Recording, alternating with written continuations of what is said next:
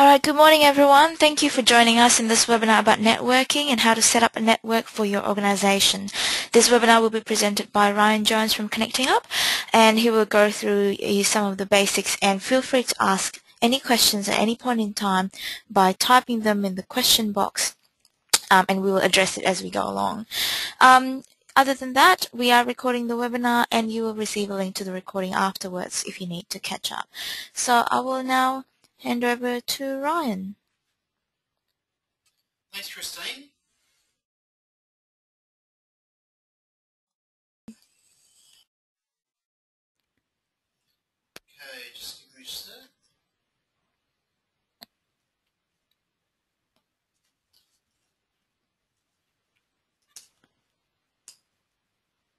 Sorry, Ryan will be back in a minute. Oh, there we go. Oh, there we go. Never underestimate the mute switch. So welcome to today's webinar on networking basics. Hopefully some of you may already have a network, or maybe want to find out a little bit more about how they work and how they can help your organization. As Christine said, if you've got any questions, anything I say doesn't make sense, feel free to ask a question at any time and we will go through and address them as we go through the webinar. So I'll be going through a bit about basic networks, what they look like, how they're set up, and some of the different aspects of them and how all the different bits plug together. And I'll also be going through some of the different products that are available through the donations and the discounts program that can help you set up a network for your organization for little to no cost. So first things first, what is a network? So simply put, it's a system of connecting computers together. So the internet is a form of network. Any granular way of looking at it from an individual organization point of view, a network can be as simple as plugging two computers together. The main reason why we do this is to share resources. So sharing internet connections, sharing data storage, printers and scanners, and even computer resources. These days we can run operations on other computers, and then there's thin client style systems where you can run programs on a server instead of running them on your own computer. Now networks have become a lot more common in the last few years as it becomes easier and cheaper to set them up, and a lot of houses these days with ADSL internet connections or broadband internet connections would have some form of network in their house. That's just the way the ADSL modems have gone. So a basic network, you've got the internet, and the internet goes through into a modem which enables you to connect to the internet. The modem connects to a router, and what the router does is the router enables all the individual devices on your network to connect to the internet. So without the router, you'd only be able to connect one computer to the modem. Now on that diagram there, you can see that there's a bit of a dotted line surrounding the modem and the router. The reason why I've done that is these days, most people are probably more familiar with their modem and their router being one device. Most ISPs, most internet service providers these days, when you connect to the internet, will provide you with a modem router combination. And so it's not that common for consumer grade gear to be a separate modem and a separate router. When you start looking at enterprise grade products, which is a lot of what we'll be looking at today, that's where you start to see individual modems and individual routers, which are separated for reliability reasons and for performance reasons. So that's basically how a simple network works. A basic wireless network, you have the internet which goes to your modem. So your modem and the internet talk together. Your modem then connects to the router. Now the router is usually a wired device, so that can connect straight to your computers and your printers. And then a wireless access point can connect to your router so that you have wireless functionality for your network, so that things like laptops and tablets can connect over the network. Now again, you can see the dotted line. It is relatively common to see consumer grade equipment with a modem, router and a wireless access point all in one. A lot more common these days than it was even, say, 5 years ago. And as a result, a lot of houses these days would have an all-in-one device in them. Again, when we go consumer grade, wireless access points are almost always separate. And one of the reasons for this is if you have a lot of devices on the network, you can quite often need multiple wireless access points. So that's a basic wireless network. Do we have any questions on basic networks? No? Good. Okay.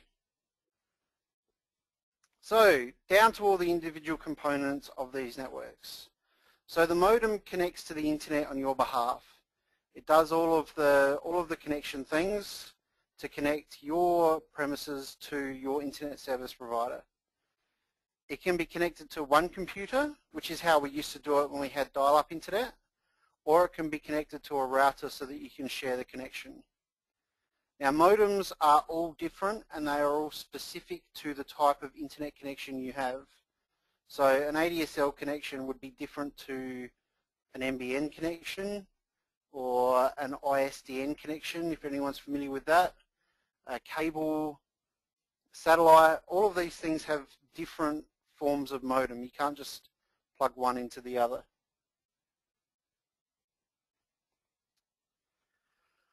A router connects to the modem and enables you to share the internet connection to multiple devices. So what a router does is the internet revolves around IP addresses, and your modem will get an IP address for your premises, and then all of the devices on your network need their own IP address to be able to connect.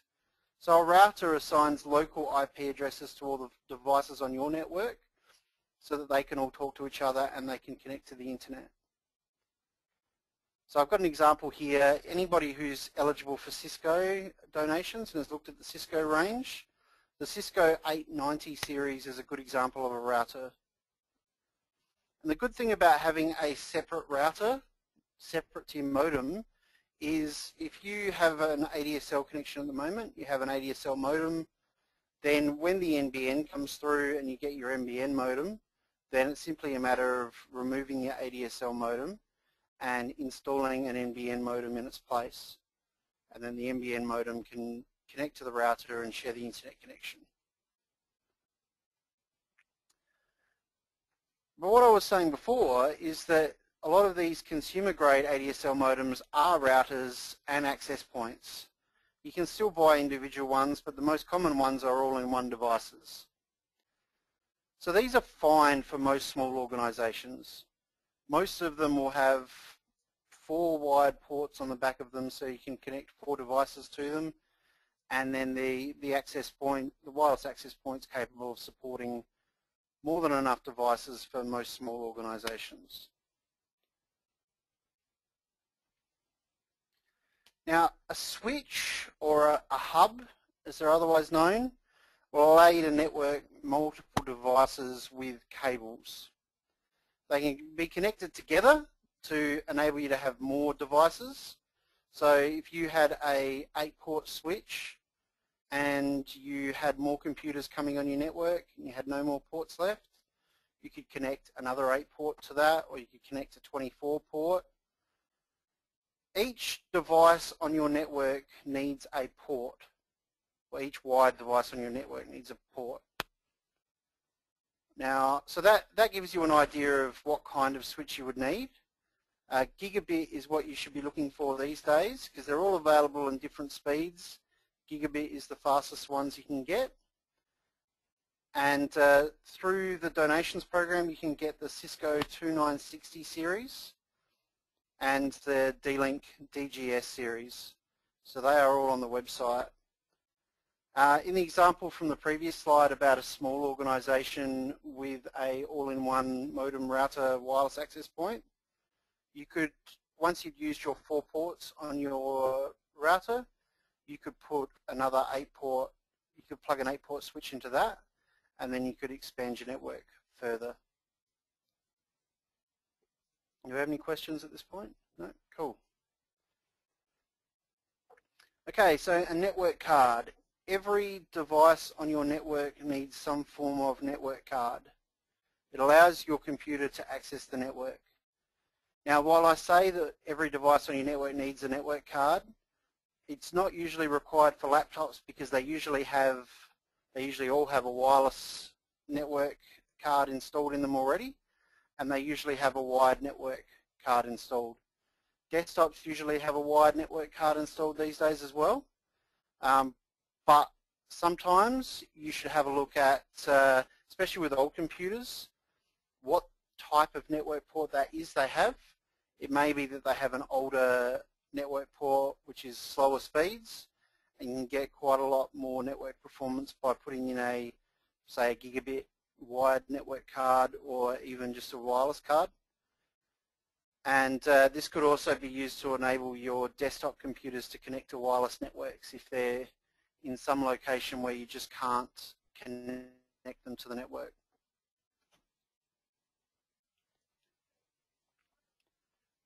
A wireless access point can connect to your router to provide wireless access to any device in your organization. So these are available in a range of speeds, which I'll go through a little bit later. And it's important to make sure that you install the security settings on these. It's usually just a small setting when you set them up to make sure that you don't have unwanted people getting on your network and looking through your data. So through the donations program, you can get the Cisco AeroNet wireless access points, which is actually what we use at Connecting Up. And we also have the D-Link Air Premier range. So the question that we come across most often at Connecting Up is, how do I know what I need? Okay, it's fine that I need a switch, and it's fine that I need a wireless access point, or somebody's told me I need this or that, but what do I actually need? Well, the first thing to do would be to check what networks your computers support. So what wireless standards, what wired standards.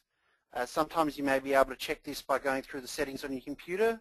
Sometimes you may have to find the documentation that came with it. And the other thing to consider is how many computers are going to be connecting to your network. That will definitely impact, particularly with a switch, what you actually need.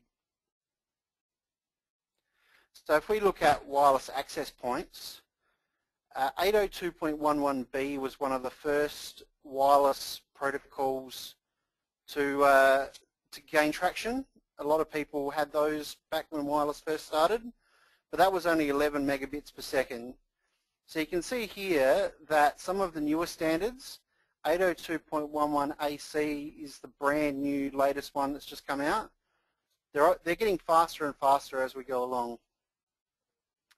The 802.11n standard is the most common these days, between G and N. A lot of computers are coming with 802.11n cards, so that gives you 300 megabit per second wireless. But over the next year or two, you're going to see an increase in the number of AC devices. So depending on what your computers support, if you have no computers in your network that support the AC standard, for example, then you really have to question whether it's worth investing in that standard, or whether you would go with something like an N or a G standard, because that's going to allow the faster speed that you can get with the devices that you currently got.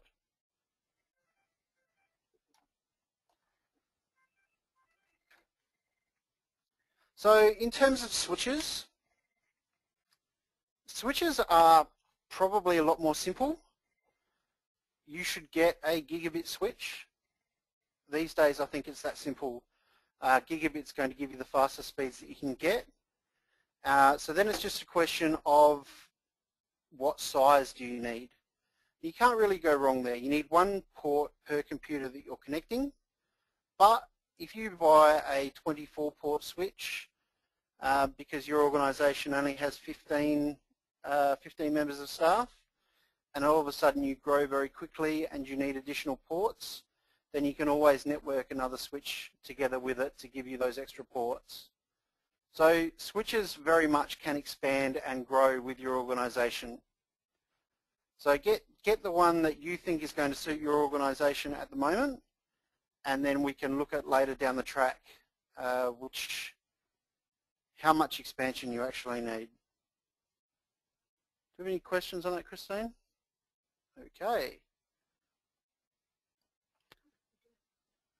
Yep, we have a question. Yep, we just got one, just as you mentioned, questions. Cynthia is asking, where do you check in the computer to know what wireless access point it supports? If you go to your network settings, depends on which version of Windows you're running. In your network settings, it quite often says in the name of the card what type it is.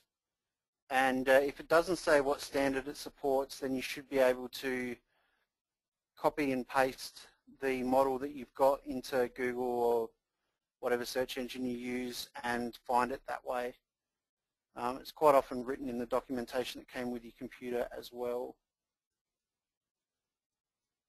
That's it? Okay. The other thing to remember too is if you have an old computer or an old laptop which has an 802.11b or an 802.11g network card built in, you can buy wireless network adapters for the newer standards, which will give you faster network performance on your older laptops. So it's something to keep in mind if you do go with the faster networks. So this is all great for simple networks, and we are going to mainly concentrate on the simple networks today. But there are more complicated networks.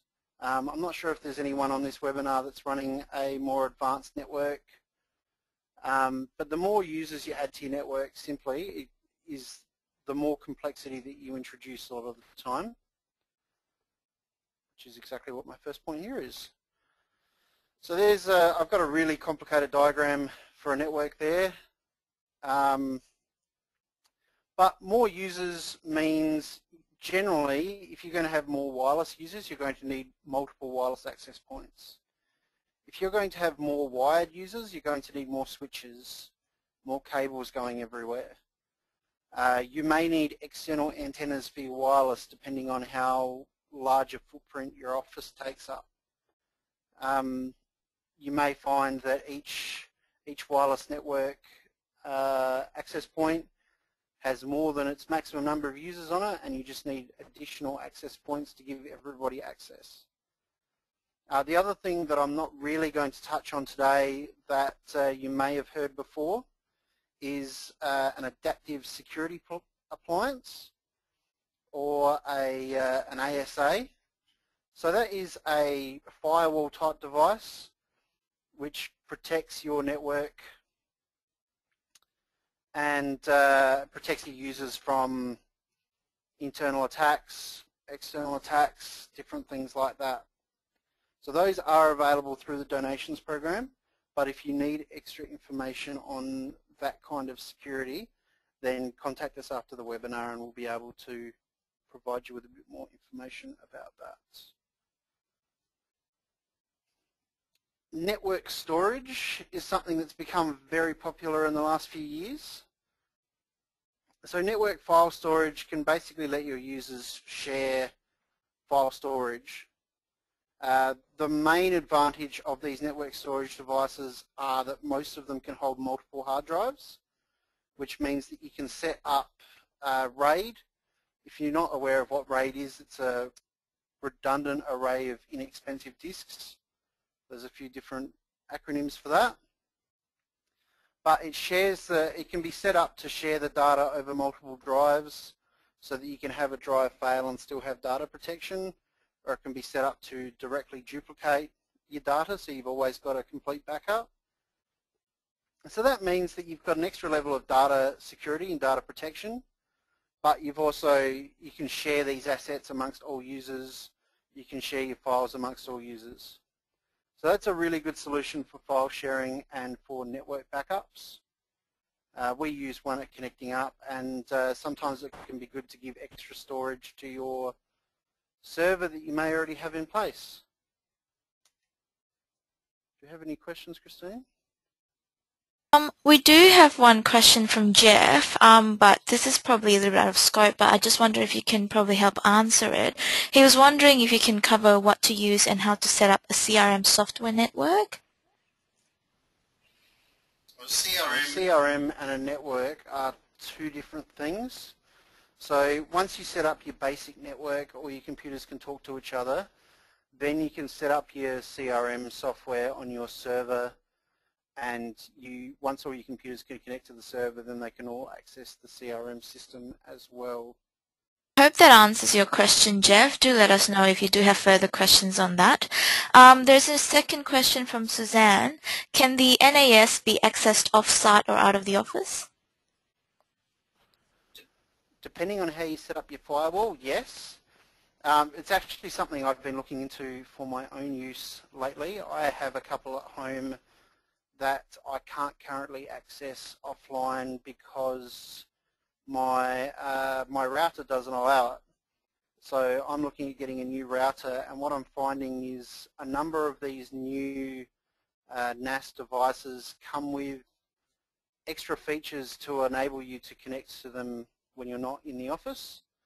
And some of the new D-Link ones actually come with mobile apps that you can install on your iPad or your phone or whatever you might have, and you can connect to the storage device and access all your files similar to if it was a SkyDrive or a Dropbox or something like that. So short answer is yes, you can set that up to connect to it however you like. Okay, I've only actually got a couple more slides, and then we'll just stay around and answer as many questions as we can. A couple of other things that people quite commonly ask for are print servers. So if you're new to networking and you might have a existing printer which connects via USB, you share it through a single computer, and that computer has to be on all the time. An easy solution is to get a print server, which is going to allow you to share that printer over a network. So you can see on the back there, it's got a USB port and it's got a LAN port or a network port. So it's as simple as plugging your printer in the back of it and then plugging the print server into your network. You can get wireless ones as well, and that's just one extra network cable that you don't need. So it allows you to connect to your USB printers across the network, share them, share the scanning and the fax functionality if you've got a multifunction center. And if you are sharing a USB printer through a computer at the moment, it just means that you can save the power on that computer when it's not in use. So we have the D-Link ones available through the D-Link discount program. Which brings me to what can I actually get through Connecting Up. So if you've gone through these slides and you want to get a network and you've got a fair idea of what you want to do now, then if your organization is eligible for the Cisco donation program, you can get donated Cisco wireless access points, Cisco switches, internet security appliances, or those adaptive security appliances I was talking about before, network cards, routers, and various accessories. So that most of what you'd need to set up your basic network is all available through Cisco. If you're not eligible for Cisco, or if you're after some different things, then the D-Link discount program can provide you with wireless access points, switches, network cards similar to the Cisco program. But the D-Link program also includes surveillance equipment, so network connected video cameras and storage devices and software to run them. Network storage, so some of the NAS devices I was talking about before. Routers and firewalls. So D-Link don't really do the same ASA's type devices as Cisco. They do firewalls instead. So if you have a look on the website, you can see the whole range, and there is a lot available in D-Link. Just consider what you actually need and then have a look into it. So those of you who've come to a couple of my webinars know that I love to finish on a meme for questions. So yeah, I'm here to answer whatever network-related questions that you might have. Ryan, we talked about the products that they can get through the donations program. Can you probably explain what the price range is and how expensive they are? Or the price range varies quite significantly depending on what you actually need. Through the Cisco program, Cisco donate their enterprise-grade products. So that is still an administration fee, and I mean that varies considerably. Through the D-Link program, again it depends on exactly what you need, but you're looking at around $300 for a basic NAS, which is a 4-drive NAS. Now 4-drive is really good because it enables you to, or your maximum amount of storage and data protection. It's about $80 for a print server, but it does depend exactly what you need, and they do go up and down depending on what you're after. what about price range for printer server in particular? Are they expensive? It was about $80 for a wired one when I looked up before, and I think the wireless ones were about $10 or $20 dearer. That's all the questions that we have at the moment. Does anyone else have any other questions? We do still have a lot of time, so please feel free to ask any network-related questions that we might not have covered already.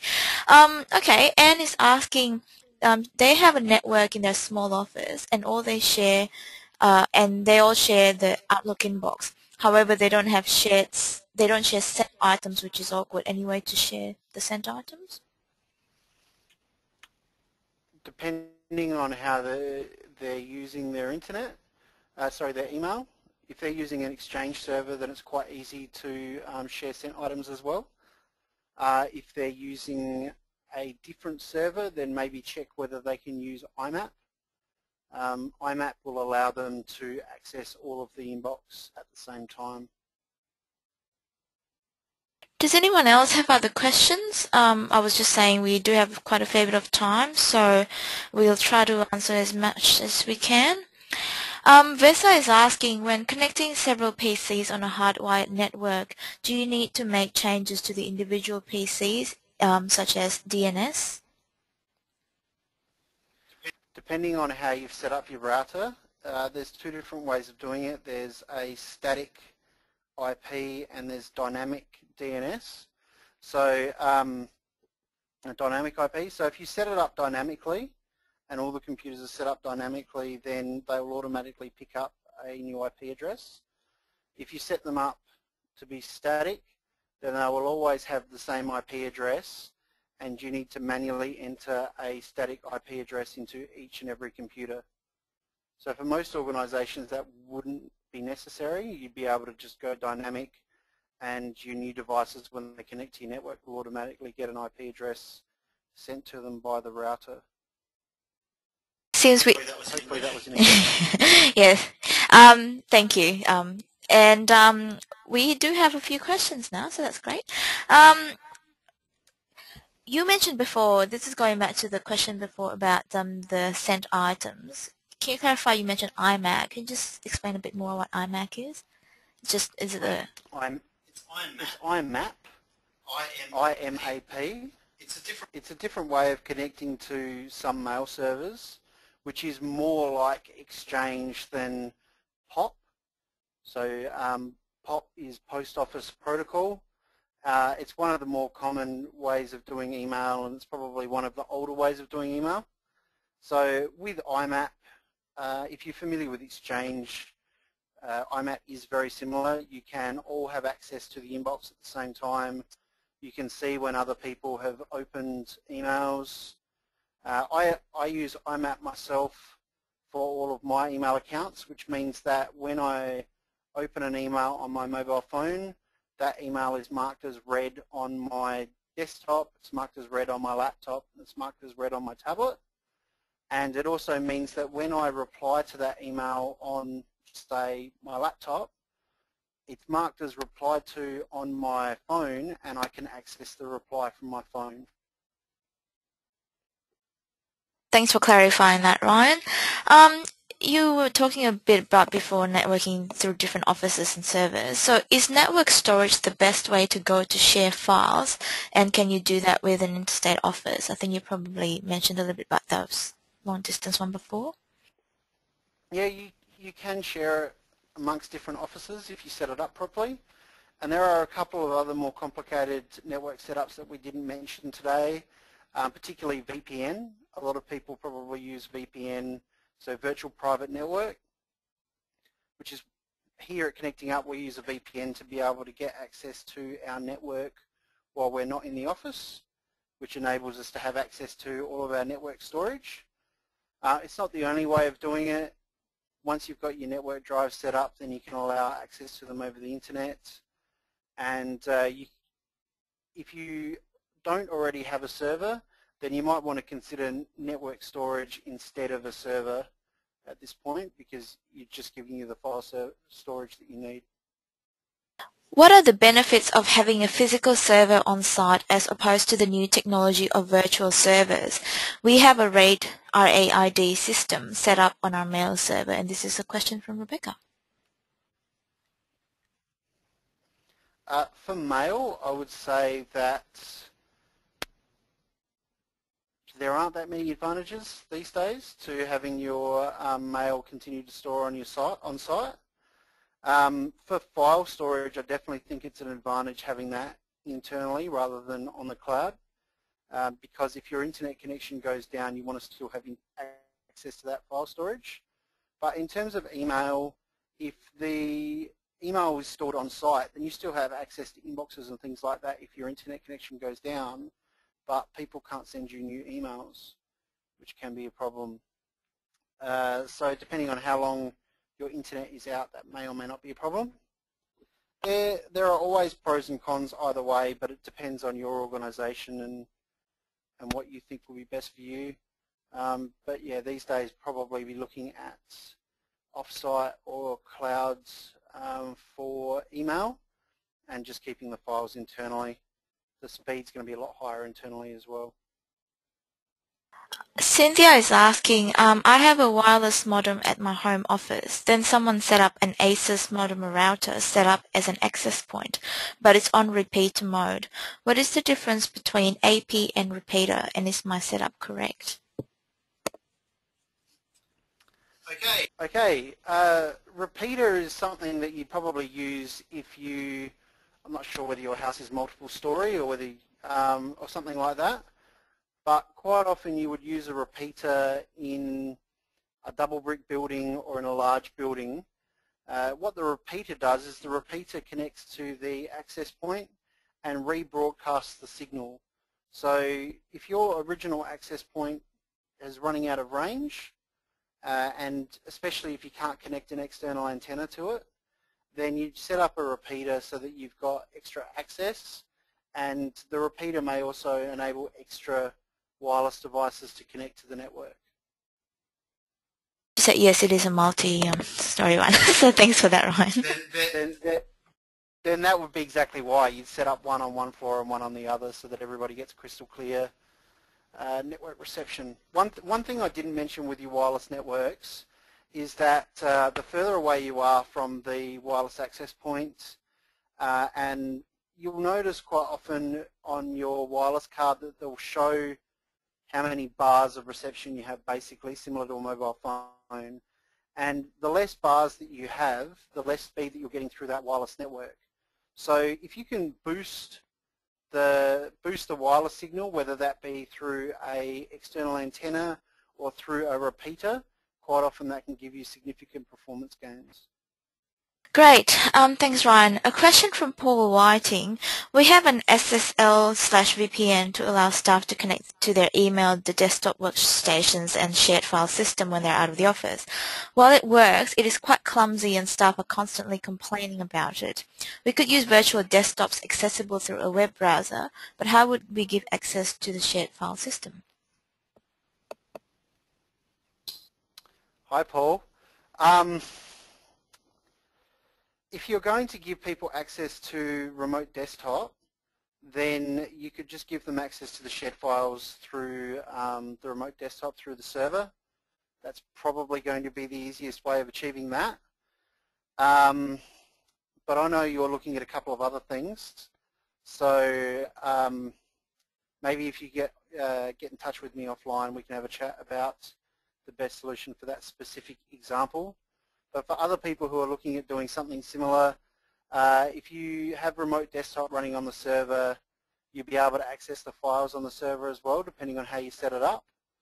That should be fine for that particular scenario. Thank you. Going back to the mail thing before, what pitfalls to watch for in deciding between IMAP and POP3? There's no real pitfalls, and I mean, if you're using a web-based email of some description, something like Gmail perhaps, Hotmail, quite often they will allow you to connect to that via your computer or your phone instead of logging into the website. And if you go through the settings, quite often it will allow you to use POP3 or IMAP and to connect to their servers.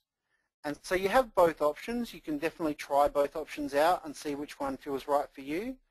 The big pitfall for me for POP3 is that if you open an email on one device, it's not marked as read in the other because that information isn't transmitted back and forth.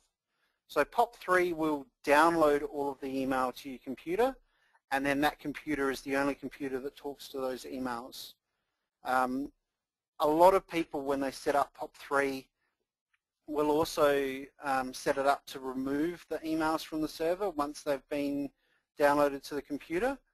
And so that means that if that's a shared inbox, or it's an inbox that you look at on multiple devices, those emails aren't on the server anymore, and it's not really effective for looking at email on multiple devices like a lot of us do these days. So POP3 definitely can work for you if you're the only person accessing an inbox, but these days I think things like IMAP and things like Exchange are a lot better for the multiple devices that we use and quite often the multiple people that have to access our inboxes. The only downside with that being that if there's no internet connection, sometimes you can't access those emails depending on how your exact device works. Another question about costing. How much to set up roughly? How much it costs to set up basic network storage? That's a really open question again. Depending on the size of your organization and the amount of data storage you're looking at, I would probably recommend a network storage device with a minimum of 4 drives. Now the reason why I say 4 drives is because when you have 4 drives, you can set the drives up in what's called RAID 5. So there are multiple versions of RAID. So again, it's basically, RAID is a way of storing data across multiple disks. And what RAID 5 allows you to do is not only store that data across multiple disks, which gives you performance benefits, but it stores what we refer to as parity data across multiple drives. Now, what that actually means for you is that if one of those 4 drives fails, you can pull that drive out of your enclosure, you can put a new one in, and the enclosure will rebuild your data based on the parity data that's stored on the remaining 3 drives. So that means you'll be back up and running in very quickly, depending on how much data you've got. I use RAID 5 for all of my video files because it gives me data security and it gives me the speed that I need to deal with high definition video. It's a bit weird to get your head around at first, because what you'll find is if you had 4 2 terabyte drives in a RAID 5 array, then you would think you have 8 terabytes of storage.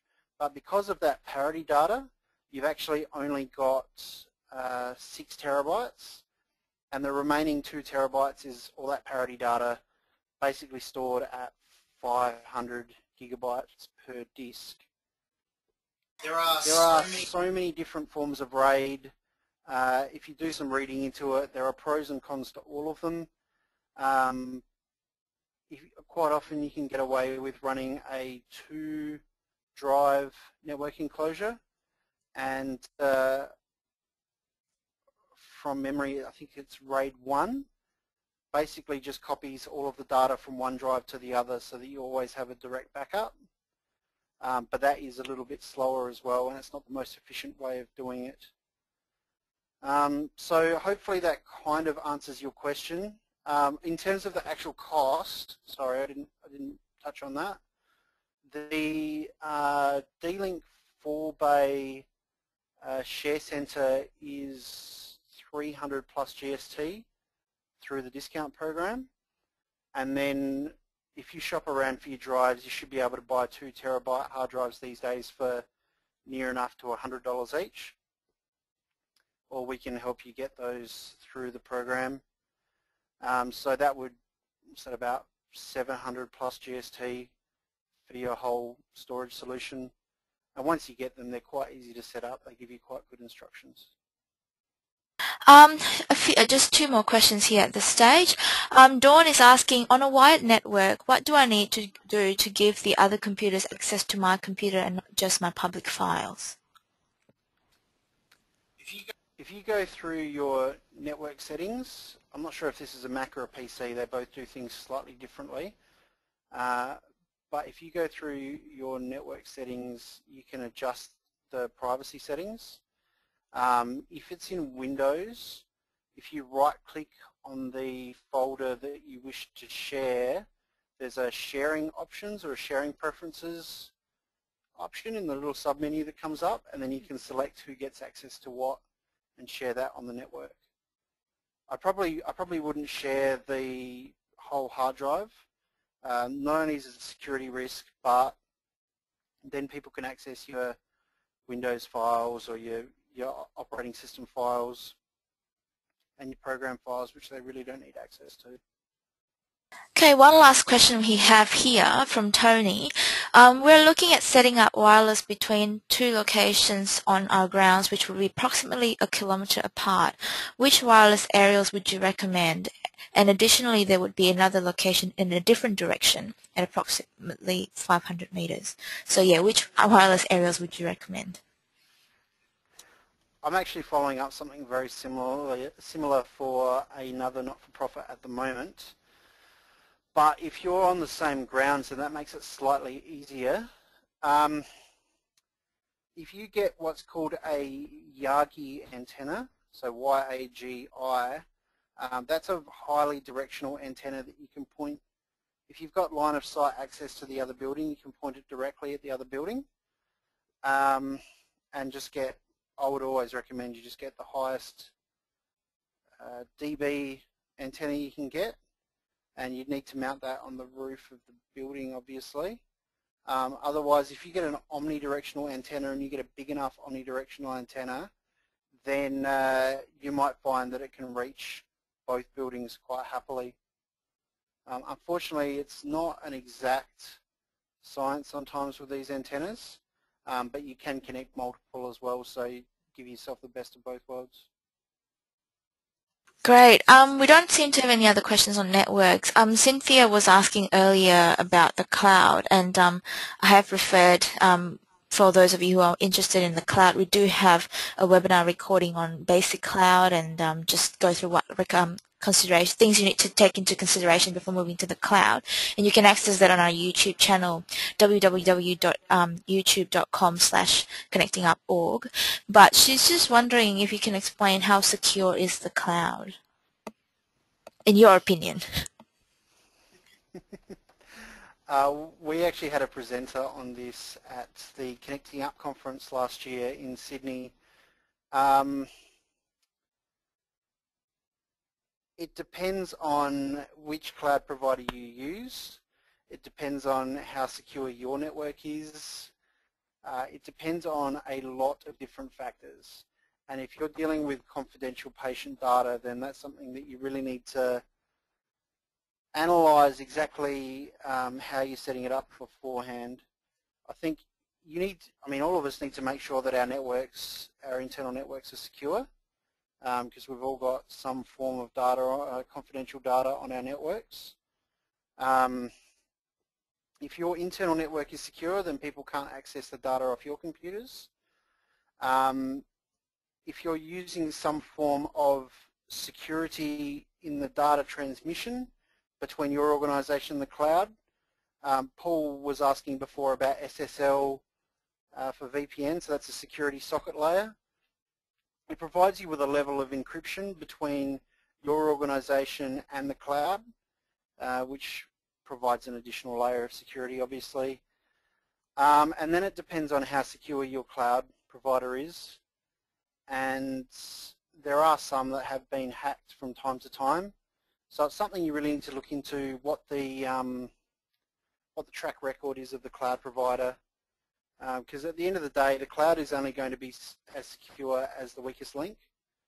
And so if the weakest link is in your network, then that's something that you should check out before you make the jump, regardless. Thanks, Ryan. And that's basically the end of the questions that we have. As I said, we do have about 10 minutes if anyone has any final burning questions about networking while we're still here online. But otherwise, yeah, for those of you who have to go, we are recording this, so, and if you need to share it with your colleagues, we definitely will send you the link to the recording after the session once it's uploaded online.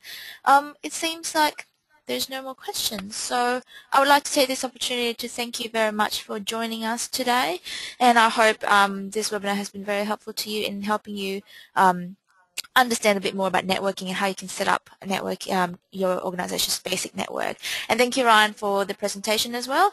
And as I said, I'll send the materials to you by email as well. Thank you and have a good afternoon, everyone. Thanks, everyone.